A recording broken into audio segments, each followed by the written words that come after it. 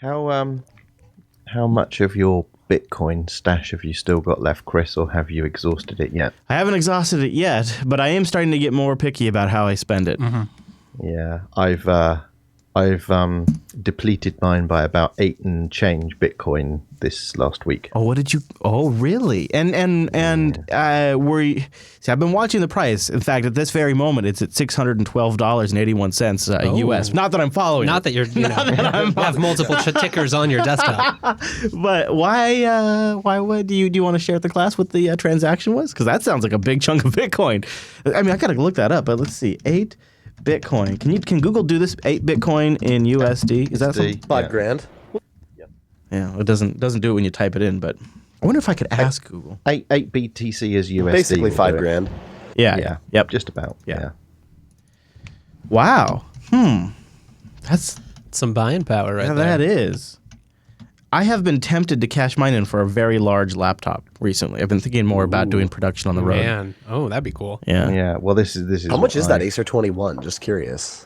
I don't know what the price is. I don't know if they even have a price yet. It's probably not out. Yeah, they probably don't have an announced MSRP. So was it a laptop, Wimpy? 2 laptops. Oh. Ooh. Wow, you were all of a sudden in the hardware. Yeah. So I haven't had much hardware for a long time, and then this year has been a blowout year for new hardware. Yeah, sort of a restocking year. I've been selling stuff as I've been going along. Oh, good. So, yeah. You know. I've got the. I haven't got it yet. It should arrive tomorrow, hopefully.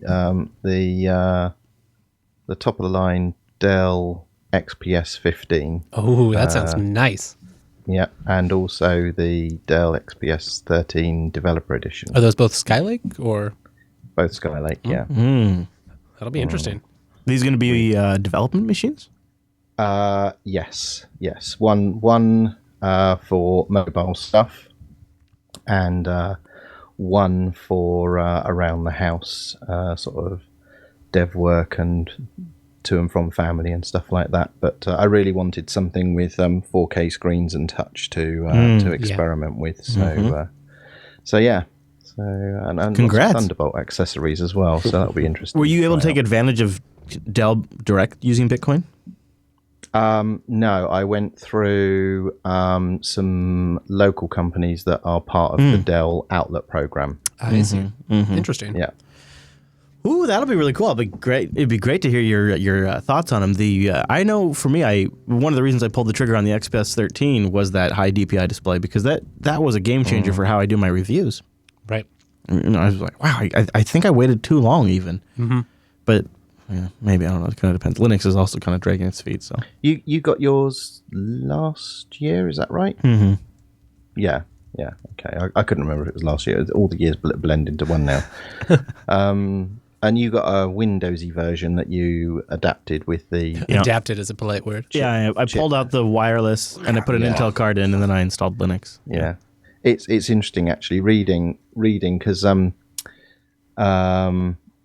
been lots of firmware updates for these devices, which you sort of have to apply, and some of them you can only apply through Windows. So bust out the trial versions of Windows 10 in order to update all the drivers. That's obnoxious. And firmware, yeah, I know. The BIOS you can do, but it's like the Thunderbolt firmware and the touchscreen firmware you can't do outside of Windows. But it's interesting how many people that are running Windows actually say swap out the Broadcom for an Intel adapter because it works better. Yeah, that was much simpler when I did that.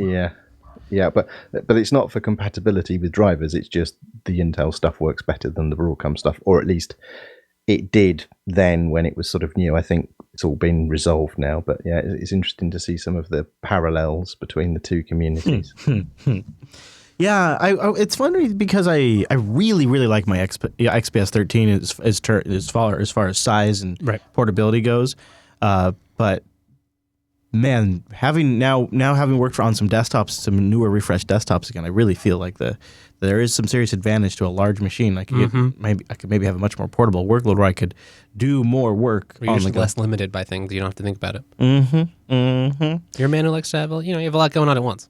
Yeah, and so to buy that laptop in Bitcoin, did you have to convert it first, or were you able? How did that?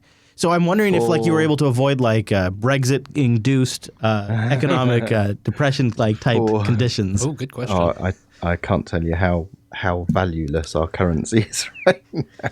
And that's why Bitcoin could look even more attractive at this moment. Yeah. So for both transactions, I was able to keep it purely through Bitcoin, which was a key part in actually being able to do it. Yeah. Yeah. I wonder. So for anyone listening in this part of the world, specifically in the UK, and you're interested in Bitcoin and you need an exchange that is reliable and works, there is an exchange called Coin Corner, and you can move your money in and out of a Bitcoin wallet, no problem whatsoever, and cash out, no issues. Pay in, it's really, really simple, works very well. So they're semi-offshore. They're in the Isle of Man, which is sort of a tax haven and independently governed. So a good place to put your Bitcoin. This is Linux Unplugged, episode 161 for September 6th, 2016.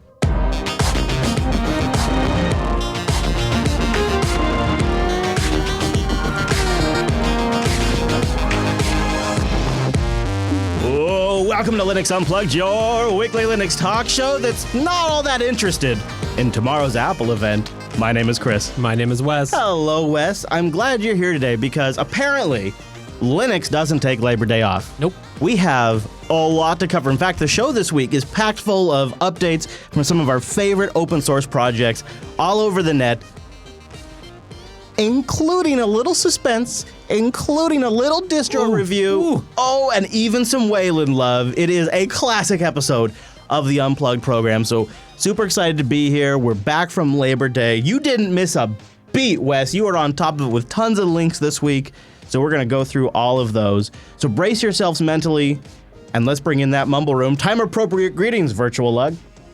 Hey, Hello. Whoa. Hey-o. Hello, guys. So Wes is over here rapidly typing away on his computer where he is once again trying out another distro for us to discuss here on the Unplugged show. So that'll be coming up in a little bit. I'll give you a hint. It might be the best KDE desktop ever. It just might. But you have to stay tuned. Yeah, it might not. It might not. You never really know. But why don't we start out? Since I just hinted with a little KDE news, or a little KDE review, how about we start with a little KDE news? Speaking of Wayland, speaking of KDE, I just threw them all together in a sandwich, and that is our first update this week. The KDE Neon developers are switching to Wayland by default. Ooh. Yeah. Okay. Yeah, get ready for this. Now, you guys remember Neon. That's the more cutting-edge version of the KDE desktop that sits atop of Ubuntu.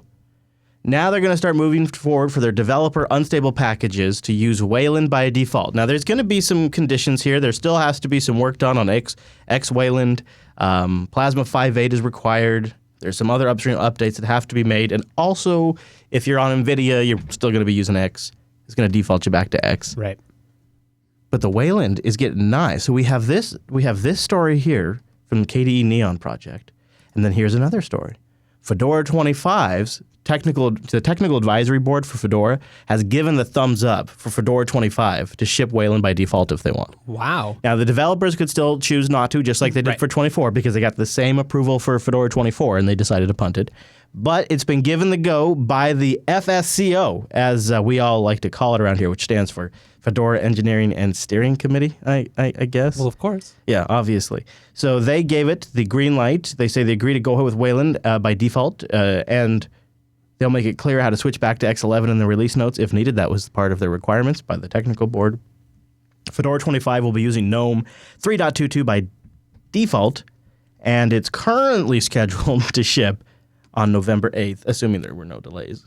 There will be There's never delays. Never delays. So let's take a moment, Wes, and envision a future where Fedora 25 actually ships with Wayland. Let's just pretend like this actually happens. All of like the major issues are fixed. What's the first benefit you're looking forward to? When you can boot up one day and Wayland is by default, it's turned on, ready to go. You're no longer using X. What that day changes? I'm going to be able to show a YouTube video to one of my coworkers without being embarrassed by the screen tearing. Yes. That's it for me. Yeah, in fact, one of Wayland's taglines has always been every frame is perfect. Right. That would be huge. Yeah, the frame, like the Because frame when I can tearing control thing. it, if I'm using MPV or something else where I can really, and where it knows what it's doing, I don't really have that big like day-to-day watching problems, but there's just always those videos or it's coming from an old Flash client or something. It's just, my computer's powerful enough. I have the GPU for it. It just looks like crap. Yeah, that was going to be my pick, too. Does anybody else in the Mumble Room have a big, like, this is why I'm waiting for Wayland? Because you got to ask yourself, what's all the excitement about? It's going to be a huge change. Things are going to undoubtedly break. Is there something on the other end of this transition that you're looking forward to? For me, it's definitely the screen tearing thing. I wonder if anybody else in the Mumble has any. Go ahead and jump in. I was just reading there's a thread on the Fedora subreddit that talks about it. They also, this is a good one too. Multiple monitors with different DPI, so you can have a high DPI monitor and a low DPI monitor and have a multi-monitor setup. That'd be slick. It's kind of embarrassing actually on Linux. If you have a high DPI laptop with an internal screen that's high DPI and you hook up an external monitor, the external monitor is at a much lower resolution than you would like. It's really kind of a. You know what's even more embarrassing? What? Microsoft Office failed to do high DPI on a single monitor on Windows. That's embarrassing. Well, yeah. I mean, the Windows platform is not. There's really, no excuse for that on Microsoft's part. No. Office should work perfectly on Windows with high DPI. Yeah, that is. Yeah, but yeah.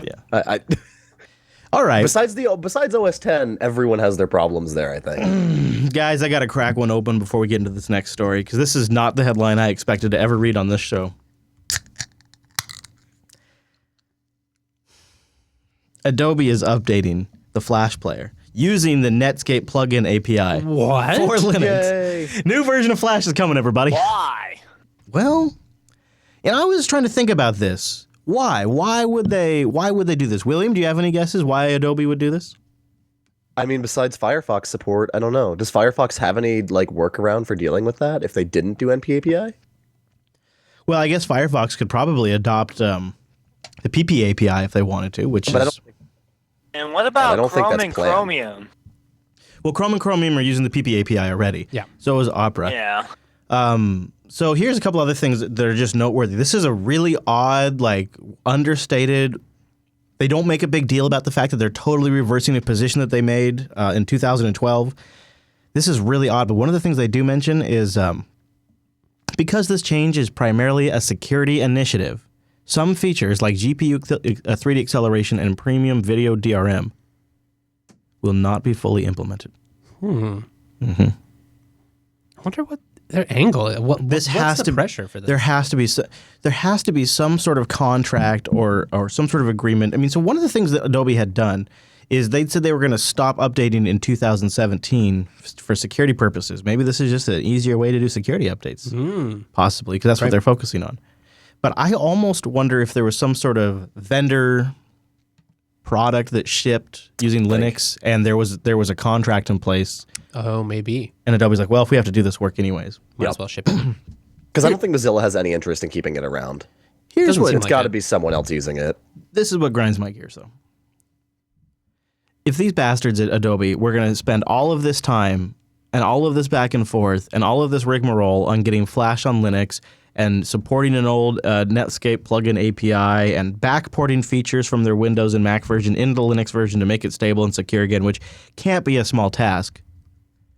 They were like, why is this what they choose to spend their time and resources on? Right. Why aren't they doing Photoshop or Premiere ports or After Effects? Spend your time and energy there, you jerks. Not on the Flash thing. Let Flash die. Maybe it was easy enough. It was just, all right, we'll kick the cron back on and they'll build that for them and upload it to the web server. So yeah, that was a story that caught my attention this week, and I was just, facepalm. Well, I'm glad in some respects, we're getting security updates for Flash. I mean, it is better to have them to have not. I just hope it doesn't grant some legitimacy to people still using Flash or not without a migration plan. I think it does, yeah. I think it does. And I think part of that is because the industry hasn't fully replaced the functionality that Flash offers. Still feels like 1 or 2 years away. It's just crazy. You know what else is an interesting little read that I think you caught? This is from somebody named Carl, and he's a software engineer, and he likes to be considered an aspiring artist. Oh. And he ran into a little extended 4 bug that I thought I'd just share with the class because it's particularly interesting. He said, after buying and setting up a shiny new 4 terabyte hard drive, I began filling it slowly with files from various old hard drives I have. We've all done this. Yep. Been there. I have, he says, so I went through and I found like an old website I had when I worked in high school and decided, why the heck not?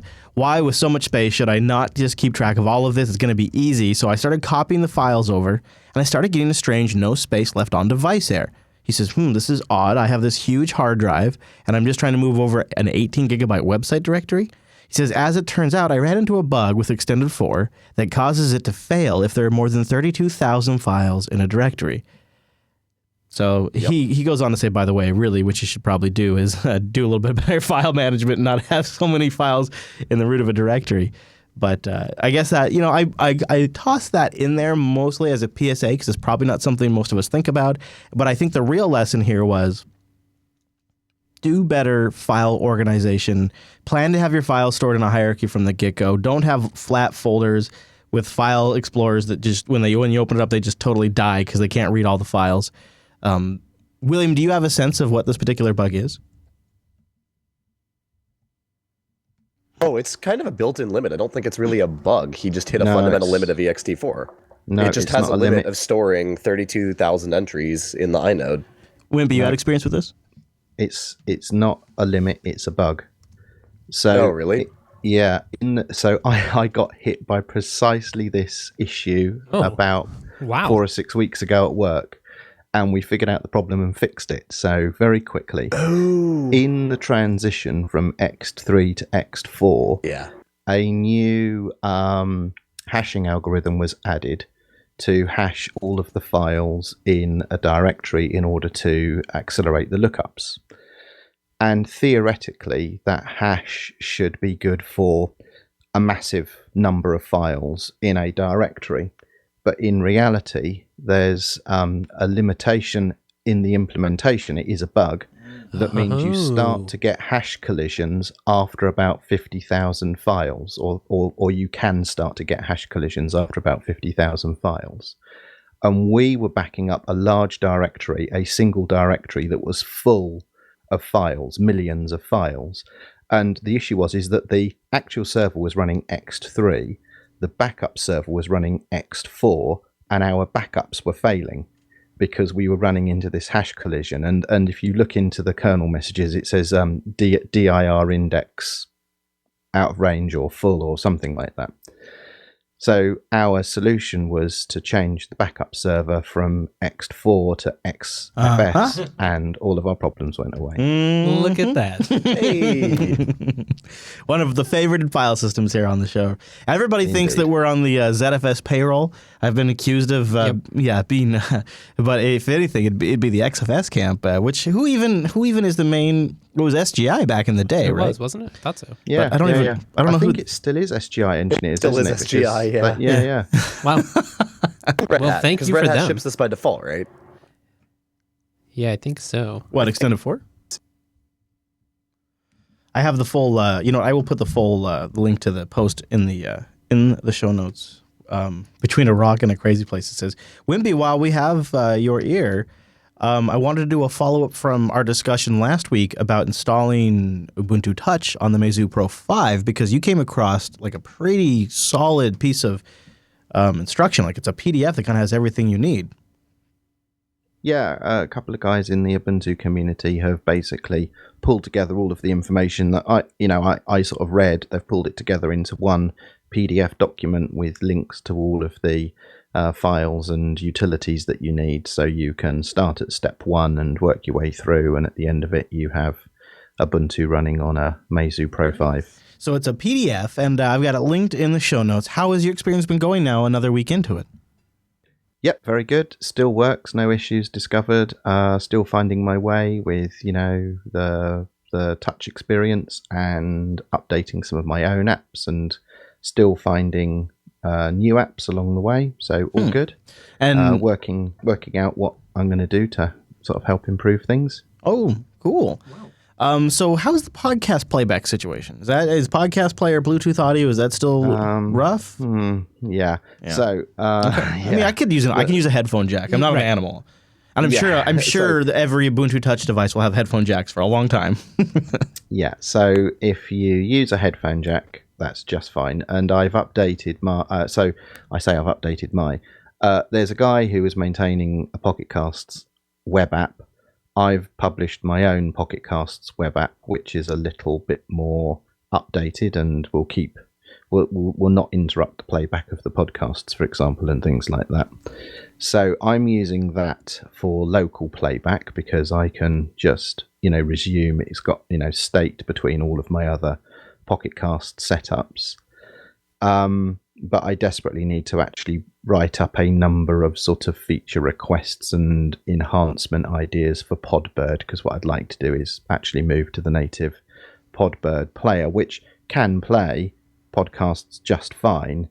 It's if you listen to a lot of podcasts, you know what the rough edges are in terms of the user interface and using it and navigating around, and that's sort of stopping me from adopting it. That and the fact that Bluetooth in the car doesn't work at all at the moment. That is disappointing. But that'll come, I think. And there's bugs for it, and I've added my information to the bug tracker on that one. So there are people that are aware of it. It seems to have a high priority. It sounds like there's a couple of different options for playback of podcasts, so that's nice.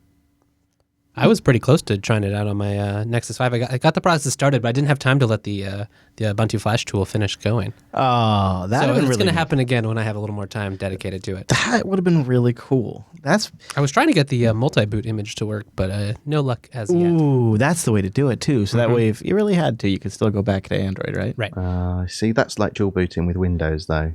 It is risky. Yeah, it is. Yeah, it's. I think you've used this analogy before. It's like a recovering alcoholic. If you leave a bottle of beer out on the desk somewhere and you can see it, you'll be tempted to drink it. Right. The first time things get really hard, you just have to get it done. Netflix. It's fine. So, no, I'm just rebooting for Netflix. That's fine. Yeah, exactly. Well, that's good. Yeah, it starts with the Netflix. It always does. So remove all of those temptations. I've factory reset my Android phone, which is still doing Pocket Casts, but it's just all it's got is Pocket Cast. I haven't set up any of the other services on it, so that's a good way to do it. I kind of mean, and I've also moved all of the two-factor authentication stuff onto the Ubuntu phone. Because that's kind of when you do that, you there's sort of no going back. It's like, right, this is my device now. This is the one I'm using. Interesting. I'm following Wimpy. I'm following this because I'm looking at the Nexus 6. I'm thinking, one of these days, Android. One of these days. Right. Speaking of mobile, let's stop for a second and mention our first sponsor this week, and that would be the folks over at Ting. What a fitting moment to talk about Ting, because that's exactly where I'll be taking my Ubuntu Touch device. I do know folks that have run Ubuntu Touch devices on Ting. See, look for like, I think it was a 2-week period. I ran Ubuntu Touch, but then I actually ended up on the Nexus 5 finding Sailfish OS to work a little better for me. Ting does not mind any of that. Ting is really great. It's super simple wireless. They have CDMA and GSM service, which is wonderful because you can pick whichever works better in your area. And you can get a great discount if you go to linux.ting.com. You support the show, you get a discount off your first device, or if you have a compatible device that works on their GSM or CDMA networks, then you'll get $25 in service credit. Ting just charges for what you use. It's $6 for the line, and then your usage on top of that. They got real human beings that actually help. They're geeks themselves, and they actually help, which is sort of an amazing thing to be able to say about a company. They have a whole range of devices, from exceptionally well-priced phones up to the really crazy high-end expensive ones, the ones that we all drool over. They've got great tools to manage your account. One of the things I really like about Ting is they don't really have any agenda other than just offering you a simple wireless service. So the way they've set it up here is you can use Ting as only a phone provider. You could use Ting as only data. You could never text if you use something like Telegram and never pay for text messages. Or just only text. Maybe you love texting. Well, and I do know a couple of people who I've mentioned before that have the SIM cards in little devices that are connected to their alarm systems. Oh, yeah. And they text them when there's movement or things like that. And it can just be the simplest thing, and that's all they use it for. And they get, 5 text messages a month? That is cheap. Yeah, it's so cool. Go to linux.ting.com to check them out. Also, You don't even have to be a Ting customer to take advantage of some of the cool stuff on their blog. They've been doing unboxing giveaways.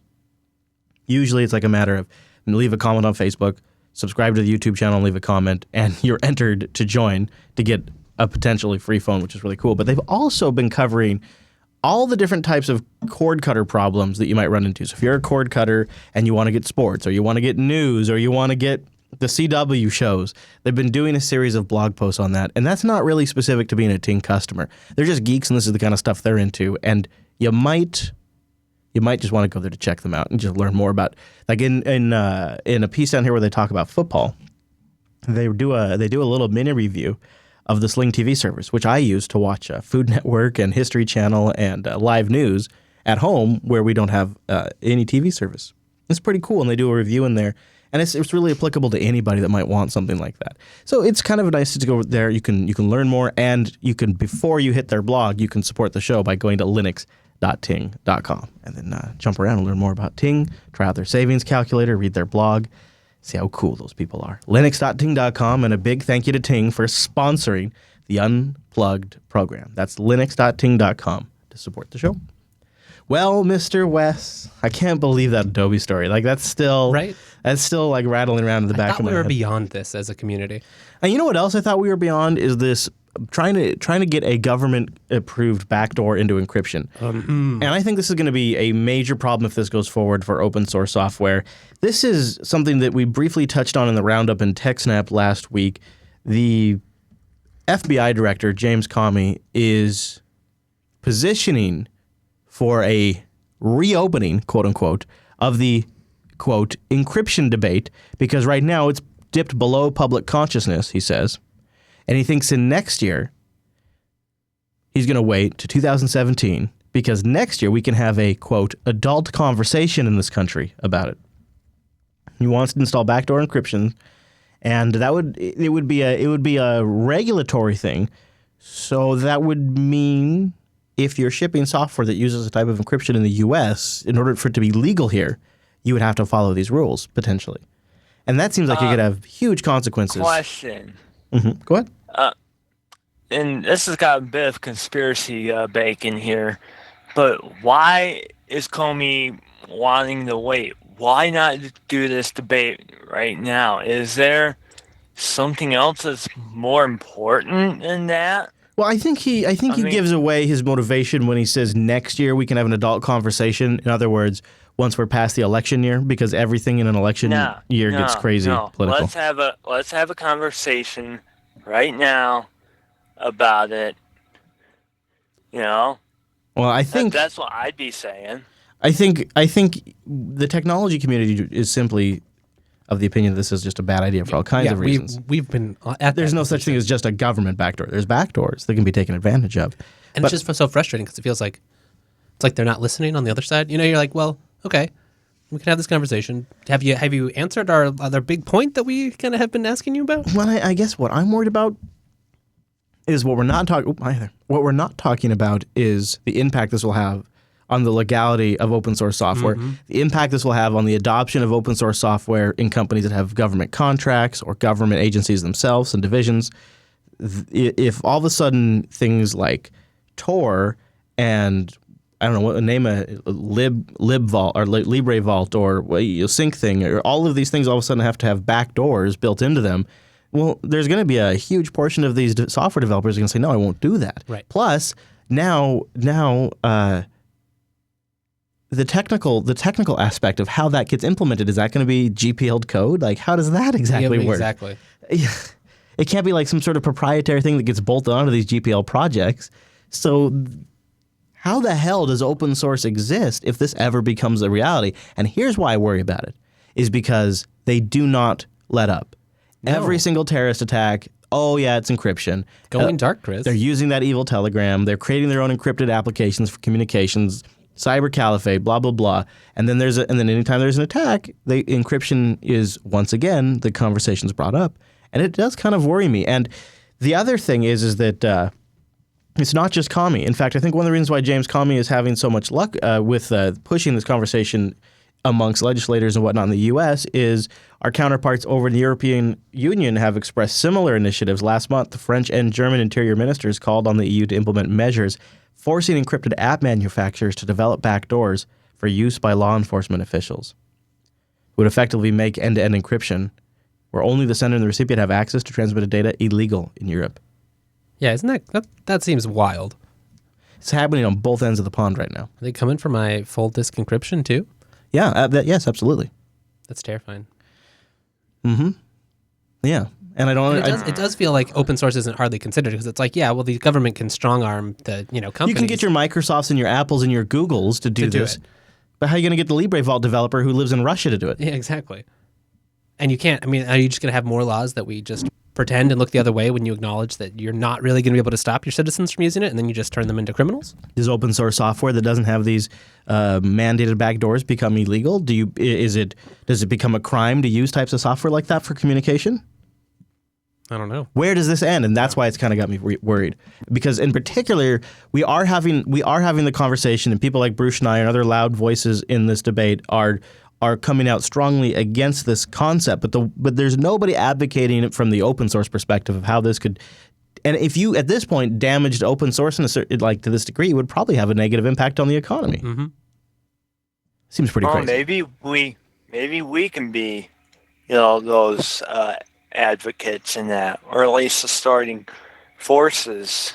I think you give us too much credit. But damn it, we can try. Let's go back to something that's more in our realm, because there's only so much shouting into the wind we can do on that particular issue. But the issue has been raised. I thought this was pretty cool. KDE software is coming. Oh, that's right. It's going to be a store soon to offer downloads in snaps, flatpaks, and app image formats. Wow. Yeah.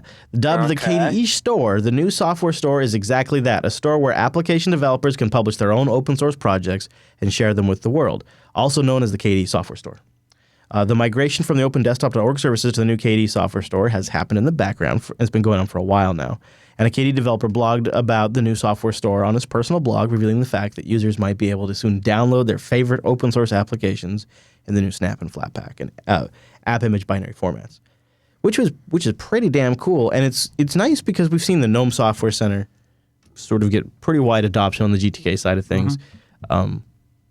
There's not a great answer for the KDE Plasma desktop side of things. There's some different solutions like the Muon Software Center and things like that. But one like KDE quote unquote official store is great. And I remember talking to Aaron years ago about some of the back end ideas I had for this, which were pretty bright. So I think it could be a good move. Stuff's been in the works, and hopefully this is a good push through, and people can use it. Anybody in the Mumble Room have any thoughts about the new KDE software store? And again, when they say store, I bet you almost everything in there's going to be free. It's a weird model for open source. Why say store? Is that just because of what they think people will understand that analogy better? Well, repo's a scary word, maybe? Oh, they couldn't think of a better word like boutique. Oh, nah. There's only so many good words of that. That's boutique was taken. The software center, it's taken too. I still think boutique would be weird compared to store, because you're used to like the Google Play Store, the App Store, those kinds of things. Right. That's where I think it comes from. Yeah. Something, big marketing, be different. Katie, big list of software if I you might can offer. Yeah, go ahead. If I might offer, I think the software store, given that people are looking for app stores, etc., and there is such a thing on the GNOME side. I'm not a KDE user myself, but I widely would accept a software store, even if it's not monetizable. And if it is, that's great. More app developers can jump in and it leaves room for that later. And making some money. Yeah, I mean, it leaves room for later on for them to come along and say, let's sell this. And as long as they do a good job on the back end. Going to go, hey, cool, a place to get stuff. Yeah. All right. Here's another thought. Chris, Wes, here's another thought. How long will it be until the other desktop environments get their own stores or boutiques or whatever you want to call it? Like, for example, the XFCE shop or the Pantheon store. No. Hey, There will be. It's not going to be called the Pantheon store, but you're barking up the right tree there. Yeah. Yeah, Elementary are already doing that. They've already got their App Center, I think they call it. Is that the right? Yeah, and they're developing that. So that is, I think, good for KDE because kind of by my estimation, they were sort of. I was kind of looking like, where's their official solution here? So there we go, the KDE software store, and downloads in Snap too.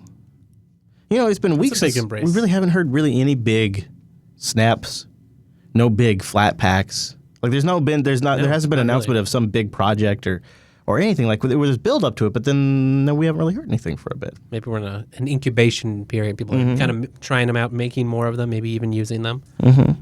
Maybe. It'll be interesting to see what kind of distribution, like for those three, will they have mostly one kind, mostly snaps? I don't know. Yeah, which ones will be the most popular? All those. Yeah, maybe we get stats on that. All right. Well, let's move along. Moving on because something caught my eye over at elementary.io. Speaking of the Elementary OS desktop, there's a countdown going. 2 days, 19 hours, 22 minutes, and 7 seconds as we record this year's show. A countdown, Again, Wes. Let me guess. Right now, just like last time, it's going to be for a new release. Why would you give? I don't know, Miss Wheelu. I don't know. I don't know. Geez, yeah, probably likely. I don't know. 2 days. We'll find out. 2 days, 19 hours. Remember, I broke the news in the chat room the last time they did it. So Sweet Lou breaking the news for us. Maybe they're just merging with Apple, and Apple will have some big news for us on their release too. Ooh, that's a good one. That's a good conspiracy. They're merging with Apple. Yeah, I like that. I'm gonna guess it's probably not that. Yeah, well, I'm gonna say that if that were the case, they probably wouldn't be the ones making the announcement. Yeah, no, of course they're smart. They're smart because if you were. Yeah, you wouldn't suspect a thing. If it was going to be merging with Apple, it would be announced tomorrow. Though, yeah, true. Right? Their countdown's just wrong. Apple's keeping them in the dark. Yeah, maybe so. We'll find out. Stay tuned and find out. I'm sure we'll do a little update next week. But I do kind of like the hype. I got to admit, it's fun. It makes it feel a little more like, it's not just posted on the mailing list, and maybe that's more your style, but it's like, there's a whole involvement to it. It feels like a production. So let's see. Zenny452 says that they're merging with Twit, Elementary OS, and Twit. I got a theory for you. How about this one? System76 is buying them. Oh, yeah.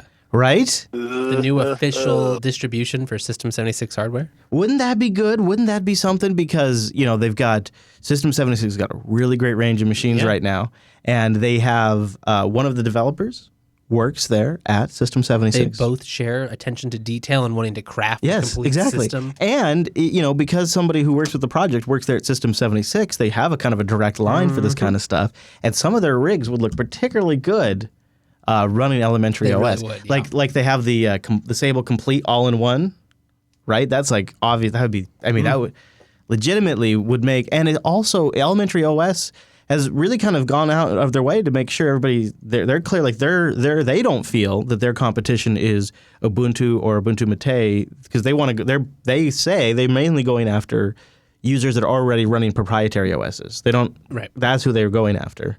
You could argue that's still competing with other distros, but I think it's an interesting approach. And if you look at their distribution in that context, that their primary market is people who aren't running Linux yet. I think their attention to detail is pretty interesting. So System76 picking them up. Well, now I just want that to happen, Chris. I know. It would be pretty big. I wouldn't want like the general distribution to go away because I've been running on Dylan's laptop, and that's a Dell. It's like I think it's almost like that same exact model that you've got right there. Oh, nice. And it's been flawless for well over a year now.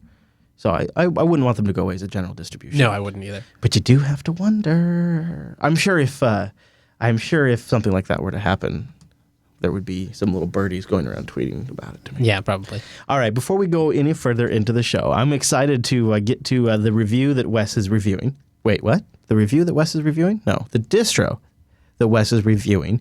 Speaking of really well put together distributions that pay a lot of attention to the fine details, I'm really curious. But before we get there, I'm going to mention DigitalOcean. DigitalOcean.com and use our promo code DOUnplugged, all one word lowercase, and you'll get a $10 credit at DigitalOcean. This is a great cloud hosting provider. Why is it great? Well, when you're using the cloud, you're using other people's computers. And so you want to make sure they're good. You want to make sure they got great infrastructure, running on Linux using the KVM virtualizer, SSDs for all the disk I/O, 40 gigabit E connections right into the hypervisors. Some of the best data centers in the world in New York, San Francisco, Singapore, Amsterdam, London, Toronto, Germany, even India. I know. They have the best interface in the business. Never seen anybody come close to this. Desktop or a web app. HTML5 console. You get access to your rig from post all the way to login.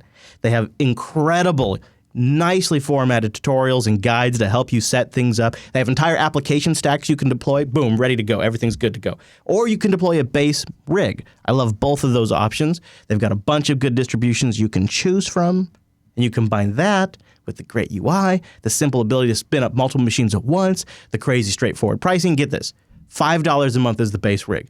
So if you use our promo code Unplugged, you get the $10 credit, but you can also do DigitalOcean at an hourly rate.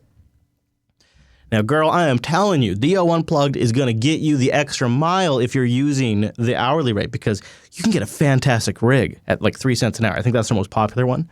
I mean, it's just nuts. And now they have block storage, up to 16 terabytes of storage you can allocate to your rig. That stuff is awesome. All SSD based. That's pretty nice. That is pretty nice. Also, check out the DigitalOcean community page, where they've got all of their tutorials posted right there, including some good ones working with ZFS, working with OwnCloud. A lot of stuff is now getting updated for Ubuntu 16.04 and CentOS 7 and all that stuff. And then also they're highlighting their projects that use their super nice, straightforward API. Just use our promo code DOUnplugged, and a big thank you to DigitalOcean for sponsoring the Linux Unplugged program. And yeah, they got FreeBSD too. Yeah, they got FreeBSD. In fact, mentioning FreeBSD just really quick before we move on, FreeBSD just announced a CentOS 7 binary compatibility. They've been working on it for a while. You know, they get that Linux layer in there? Yep. Yeah, well, You mean like Windows does? Yeah. As of yesterday, Linux-based C7 landed in ports for installing the CentOS-based packages. This will allow running newer Linux binaries built for modern CentOS Red Hat Enterprise 7 era systems on FreeBSD, which is very handy, it turns out. Previously, CentOS 6 was the default. And feeling a bit dated now. It is, isn't it? So there you go. So now you get the CentOS 7, which doesn't feel like a spring chicken either, but a nice step up. Yeah, absolutely. I was kind of wondering to see this after Windows made their announcement, if FreeBSD was going to have any more incentive to keep this current. I wonder what kind of not games, but I do wonder if games are going to be more. Mm-hmm. I was wondering just what kind of class of applications this opens up for BSD that wasn't available before. And I've seen some people hacking to get Steam working on FreeBSD, and there's been scripts that do it. I guess it wasn't this. Yeah, this could make it easier. Yeah, maybe. I wonder if they'll ever target not CentOS as well. I've asked about that, and I basically got a what's the point? Yeah. And why would we do that?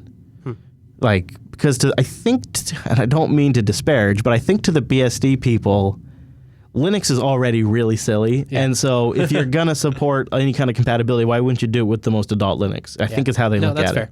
Well, and if they're targeting a lot of server workloads, CentOS may be the thing that, is most like what their boxes will end up being used for. Yeah.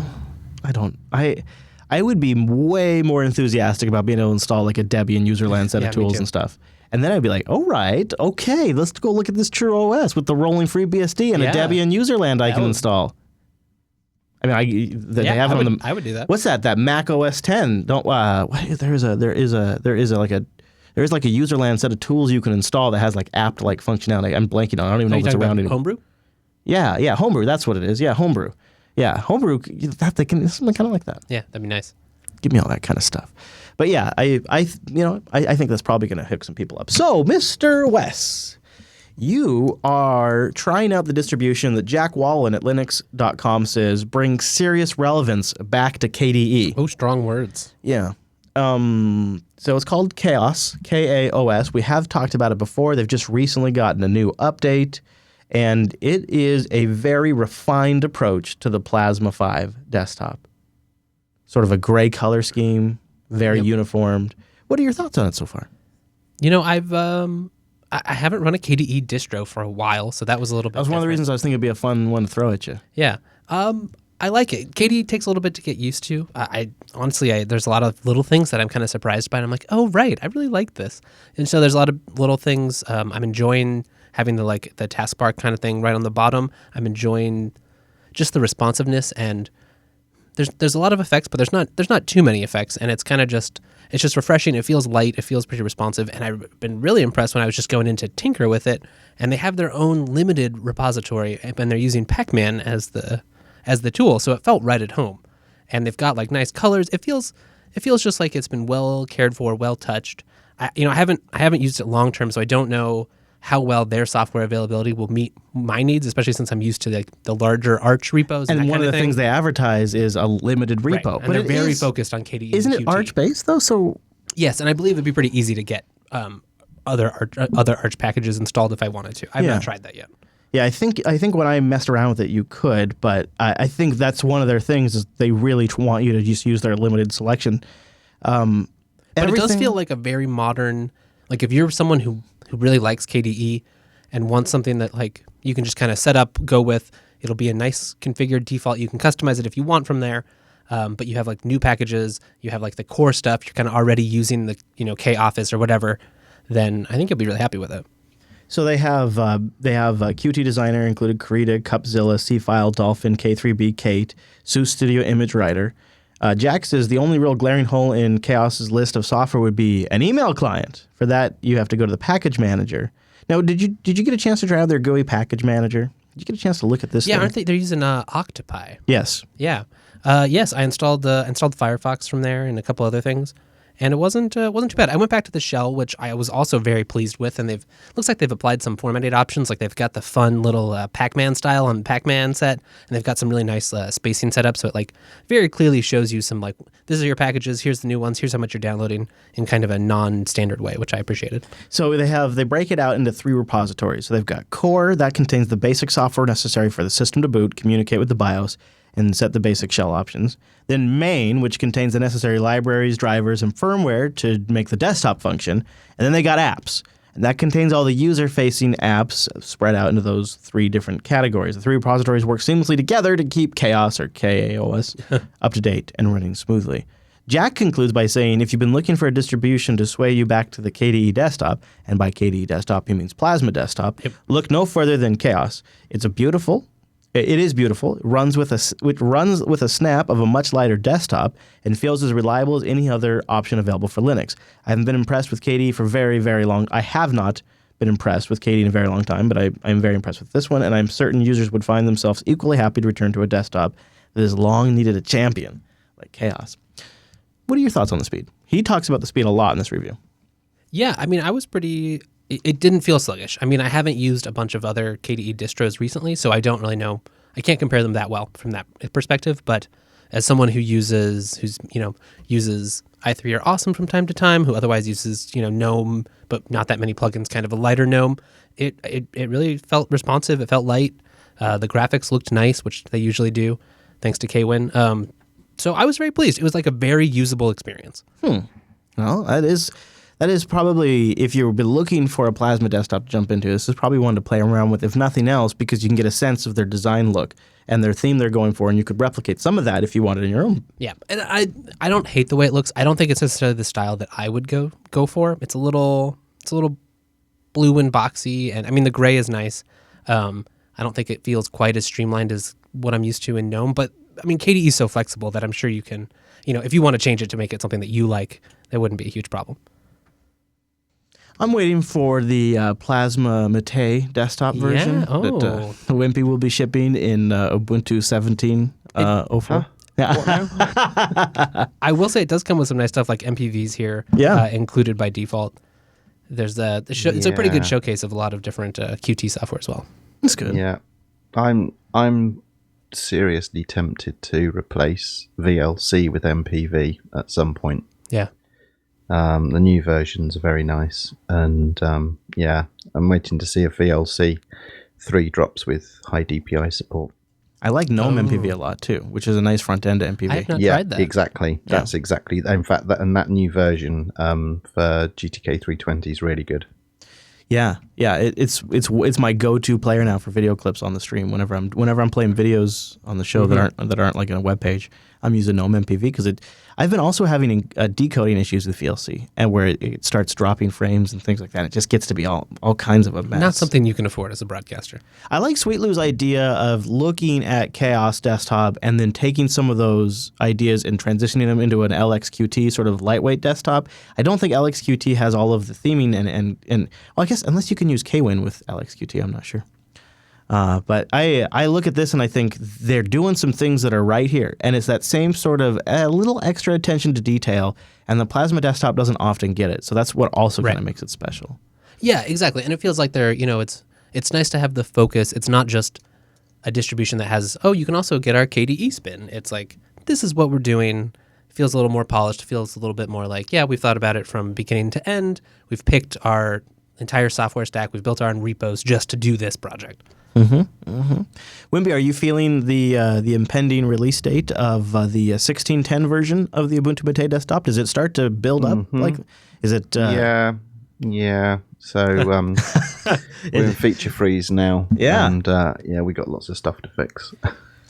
Now I know there was one feature that ended up getting scrapped for 16.10, right? Yeah, I yanked the Mate HUD. We introduced that in Alpha 2, and we had some great testing feedback, but the feedback was clear it was not ready, and we don't have time to fix it up, so we've yanked that, and we'll revisit it in 1704. Well, that's kind of a downer. You should share with us of something that's going well. I mean, I respect the decision. You gotta do what you gotta do, but now you should pick me back up. Get me excited about something. Yeah. What do we have to look forward to? Well, it's a bit uninteresting, really, this release for Ubuntu Mate, because we haven't landed any groundbreaking new features, but in terms of what the end user sees. But it's a ground-up recreation, basically. So although it doesn't look like it and it might not feel like it, but we literally started from scratch and built it all from the ground up all over again. And it's really all about the transition to GTK3. And one of the reasons that we don't have time to go back and fix the Mate HUD, for example, is we did the initial let's go to GTK3, and at that time it was GTK 3.18. Oh, right. Yeah. And then partway through the Ubuntu cycle, they've pulled in GTK 3.20, which is a massive upheaval. For anyone that's a theme designer, you know that basically all your themes stop working. You have to redo all your theming. Oh, man. So we've redone all the themings for GTK 3.20. So we've actually done like 2 significant toolkit transitions in this cycle. Does that feel like you're burning a lot of your time up? It does and it doesn't, because I made this decision that this release was going to be we break everything, we start over. You know, this is the new starting point heading towards 1804. That makes sense. We have to do this. And the other thing that's happened, which is perfect timing, it was maybe late last week, it's been announced that GTK 3.22 will be the last GTK3 release. From that point onwards, it will only get fixes. So after 3.22, then we go into this new GTK4 development cycle, which is great.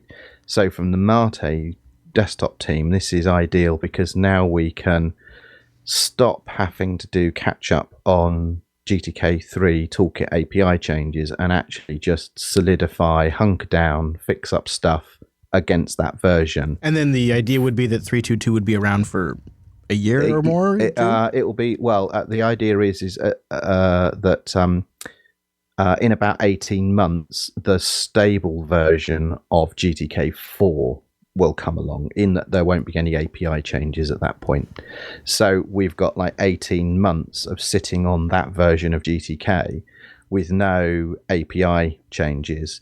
And then we have a transition in about a year and a half to a new toolkit. But we can now choose when we jump toolkit versions, rather than us all having to keep pace with the cadence of GTK. Yeah, that's nice. Have something really you can target and then do bug fix and that kind of stuff. Yeah, so we might be a little bit rough around the edges for 16.10, but I'm really looking forward to 17.04, because I know that we'll only have one GTK version to focus on, and from now and probably all of the 1704 release will just be a refinement and fixes version. Probably no significant new developments. Will continue to improve the Ubuntu Mate welcome and the software boutique.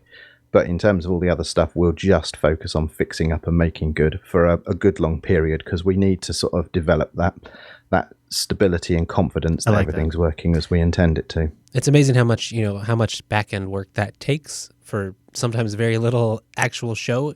But when you really do get that, like, no, you can trust it. It just works. It's really worth a lot.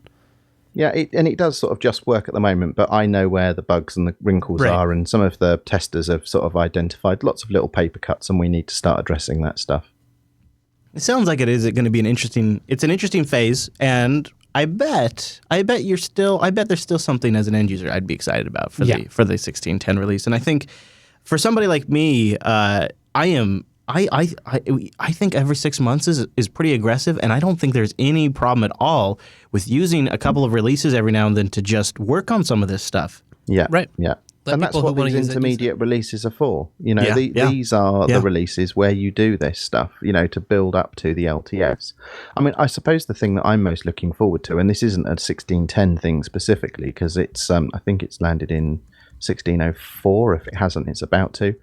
And that's Firefox 49 being able to play Netflix. I think that's huge. It is huge. That's such a big deal.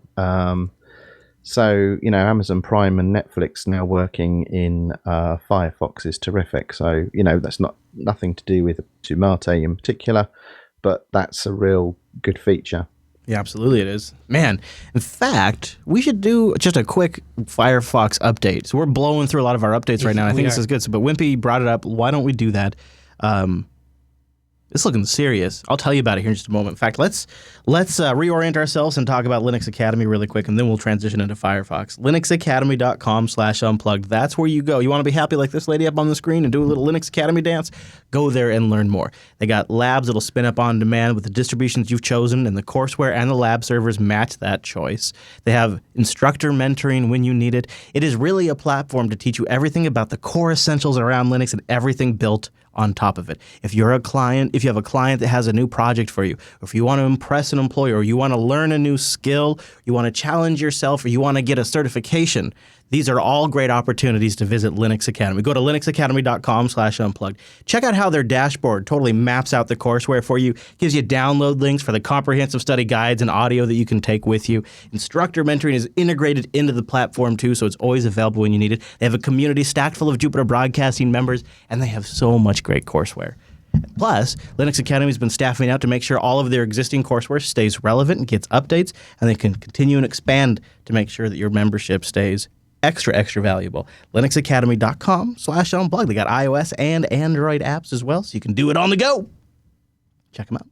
linuxacademy.com/unplugged. And a big thank you to Linux Academy for sponsoring the Unplugged program. linuxacademy.com/unplugged. So this is a big deal, I think. Firefox could be getting up to a 700% improvement in responsiveness. Yeah, I said 700%. Holy crap. Chrome, take that. This is really something. Now, these are stats that are being reported by Mozilla themselves, and I'm guessing, hopefully, based on metrics they're getting back from early rollout of electrolysis.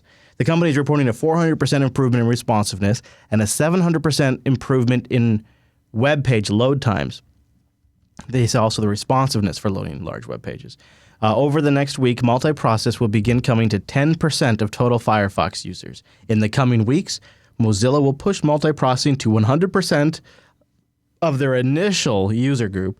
The group represents 40 to 50% of the total users. So a lot of interesting numbers here. Quite the gradual rollout. Within the next 6 months, the majority of users can expect to have these capabilities.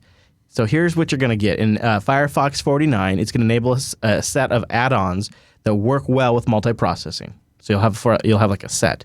In Firefox 50 and 51, somewhere depending on how development goes, sandboxing and enabling of more add-ons turns on. And then Firefox 52 or 53, multiple content processes will be introduced. And they talk about some of the cool things they've done with their MemShrink project to really nail this memory use thing with multiprocesses. And they say, we've learned from the competition the way they implemented of course, referring to Chrome, right? The way they implemented Vivaldi, Chris. Oh yeah, of course, or Opera. Yep. The way they implemented multi-process is RAM intensive. It can get out of hand. We're learning from them and building an architecture that doesn't eat all of your RAM. Ooh, I like that. Yeah. So up to 400% improvement on load times, less RAM usage, Rust, electrolysis, Netflix support. What is going on, Wes? Is Firefox all of a sudden coming around? Finally ready for Chris? Is it Is it coming out off the ropes and swinging, punching Chrome right in the face? I think it is clear, at least, that Mozilla's kind of, they've really felt what users' pain has been. I mean, especially like electrolysis has been a huge, long rollout, but it does feel like they've been making a lot of changes now to kind of like, okay, we really need to catch up. We really need to be in the spots where Chrome has us beat. Because there's like, there's like the 80% that they both do. They're both totally fine. You can do like that much of your web browsing. It's just those like extra Netflix support, responsiveness, not hanging on your one crappy site. Like these are things that people who like use the web a lot really expect out of a browser. WW, you've run into 4 gig memory limit issues. What are you talking about? Are you talking per tab, per process? What is this? For the entire process of Firefox, I've run into like 2 to 3 to 4 to 5 to 6 gigabits or 6 gigabytes of my 8 gigs of RAM used just because I'm running multiple tabs, or maybe I'm researching something, or I'm reading across things, and so yeah, Firefox definitely needs a memory shrink because it's getting ridiculous. Well, I think this new electrolysis overall is going to end up using more memory. I mean, they're just being really smart about how they're doing it, but I think it still uses more memory because you're running more processes. So I don't know if that's actually going to. I don't know if that's going to help you. Yeah, Firefox doesn't have that sandboxing or like that Chrome thing where it separates stuff or tabs into separate processes right now. So on the latest, version for me, it's still chewing up memory. So the only thing it sandboxes would be the Flash process, I believe. So that's still separate. So you'll eventually get a Flash crash, but you won't as often as it was before. So it still needs, they'll do improvements, and this is a good step. And I've been waiting for electrolysis, and I think Michael Tennell, which isn't here, has been using electrolysis a little bit more, so he could probably talk more on it. Yeah. So for me right now, I'm still dealing with that, and I still end up crashing Firefox daily just because I need to reset my memory, and I need to keep tabs, and I have stuff enabled for that to keep those sections. It's a process, and I'm willing to wait for it. So, we'll see what happens. Yeah, I'm getting hopeful though. And you should note that you can in about config under browser tabs remote. Yes. You can enable it for yourself if you have Firefox installed right now. Now you're talking my language. So go try it out. About config, right? Yep. So you go in there, and then it's where? Let's see. You got the Fox. I got it right here. Browser.tabs.remote.autostart. Set that to true. If you then look under about support, it should have a multi-process Windows column, and if it shows that you have those, then you're running it. Cool. I just enabled it right now. It was really easy. So cool. Well, all right. Now I kind of want to go try that. Yeah, right. See if it's tolerable. That's pretty neat.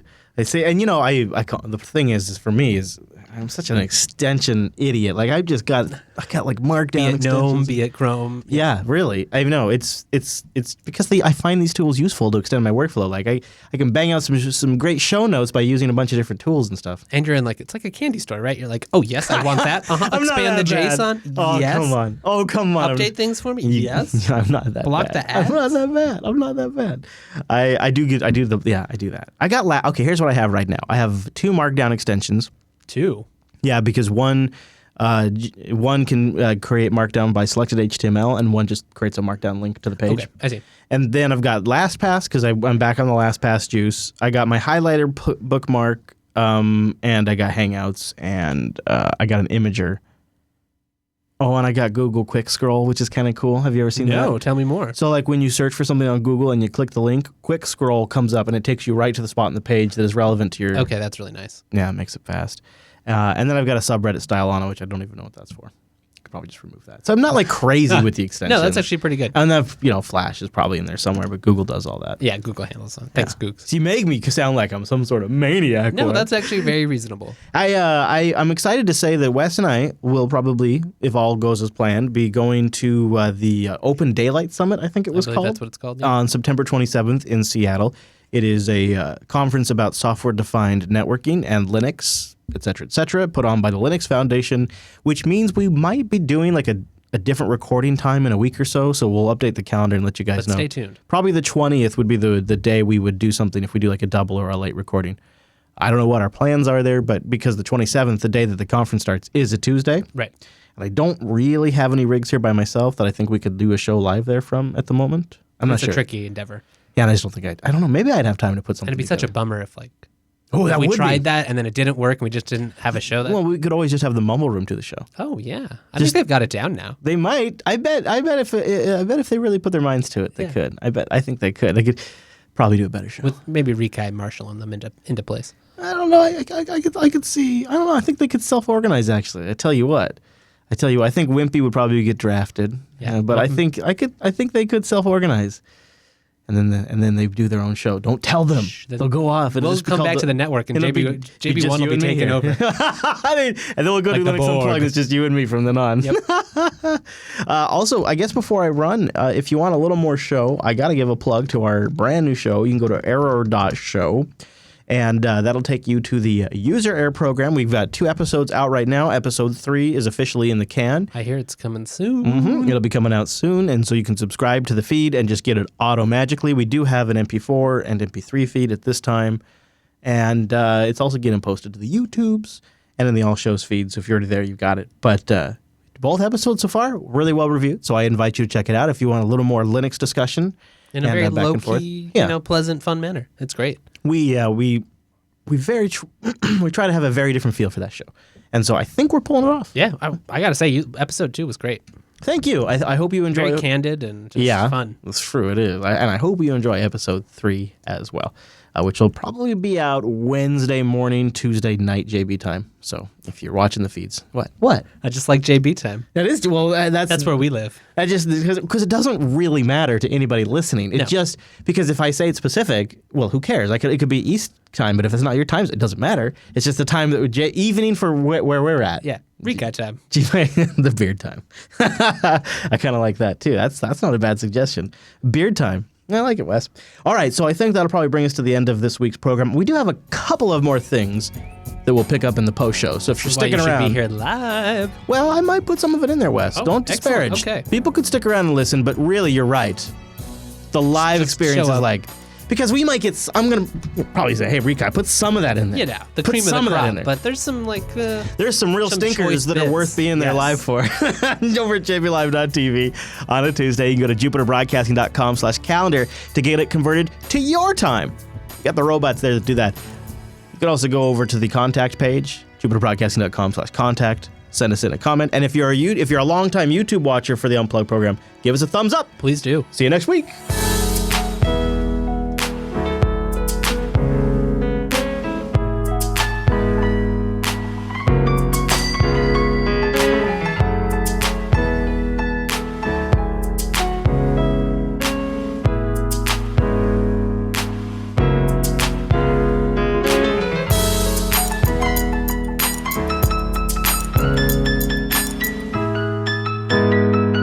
Get it out of here.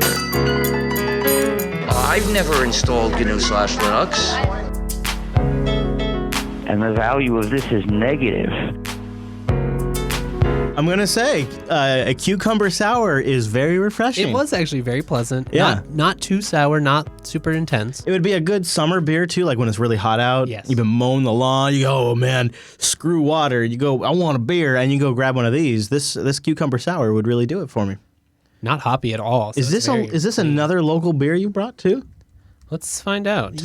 You are some kind of maniac. From Bend, Oregon. That's not too far. That's legit. That's local. That is local. All right, jbtitles.com. Let's go pick our title, everybody. Thank you, Mumble Room.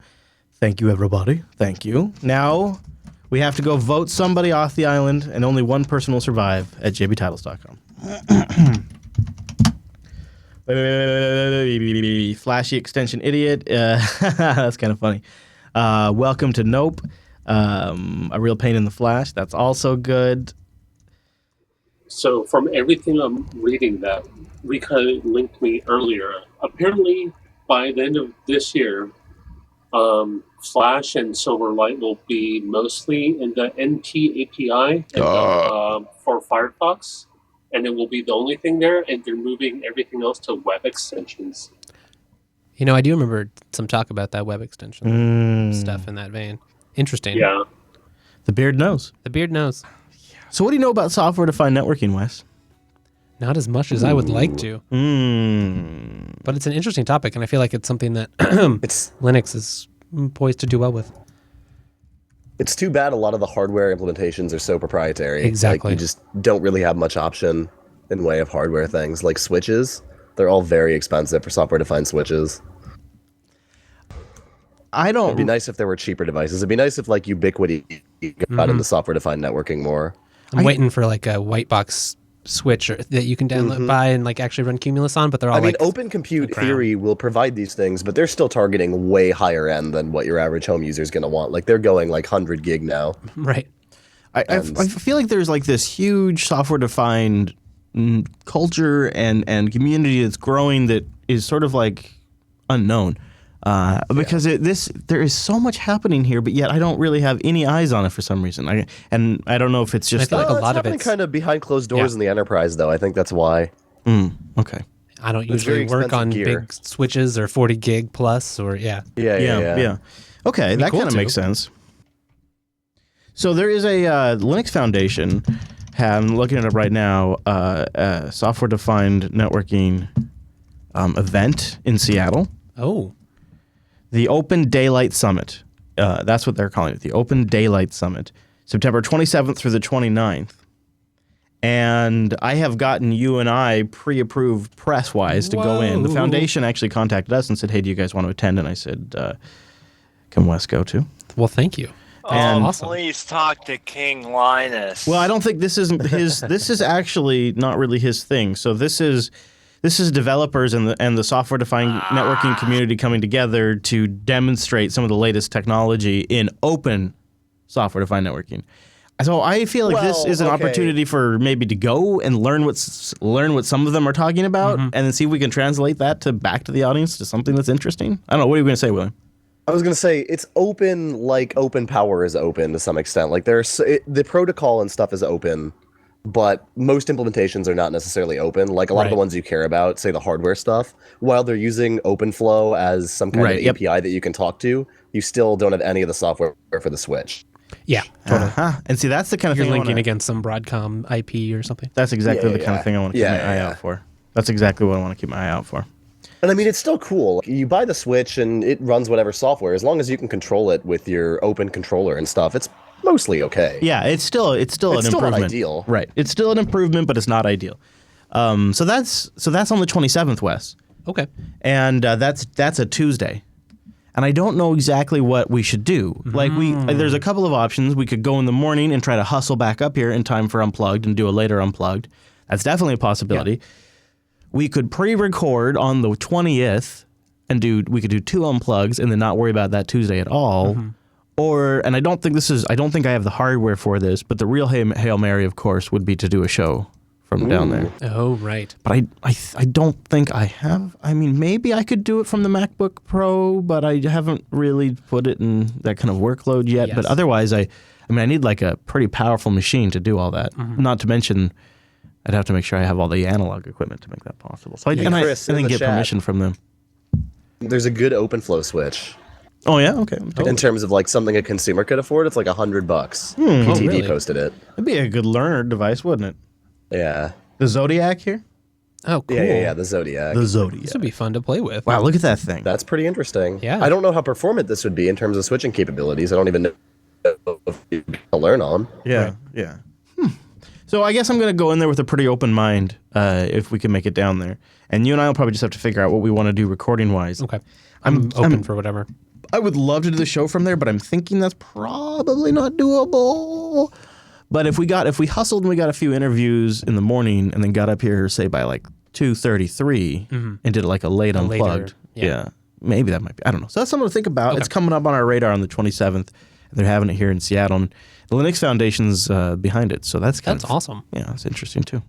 I like the idea of this at least. It's the Tough Pi case with 15 backers. They have 22 days to go. They're looking for 5,840 Australian funky money, but and they're at 2,400 right now.